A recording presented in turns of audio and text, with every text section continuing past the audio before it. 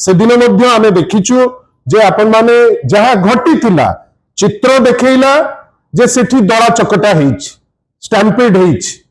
आ को गोटे चित्र नुहे आपनकर ओटीवी ठारू आरंभ करी आर्गस कलिंग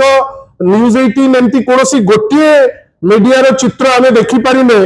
जोथरे स्टैम्पेड हेइनी बेली कोनोसी सुस्त मस्तिष्क लोक हठात किनी आपनकर जो प्रोक्लेम कर दउचंती सेमती गोटे प्रोक्लेमेशन करी होबो नै जे चित्र देखिबो से कहिबो जे हेइची स्टैम्पेड से दिन मु आपण समस्तकर चैनल अछि मु गोटे निर्दिष्ट चैनल पे तांको वर्तमान कहिबी जोथरे माननीय मंत्री महोदय मुकेश महालिंग महोदय जो स्टेटमेंट टी देइचंती टिके खाली गोटे थर सुनंतु तांको दृष्टता भी मध्ये देखंतु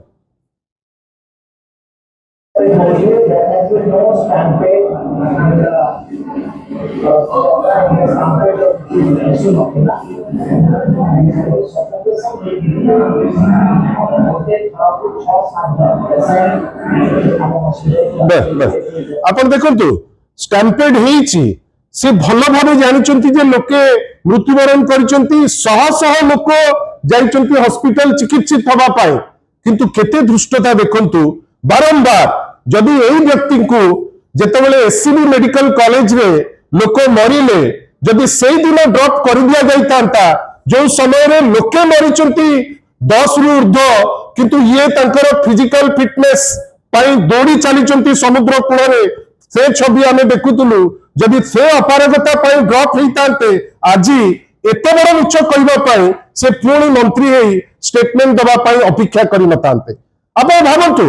गोटे लोक बंचिला बेले सुरक्षा पाउ नै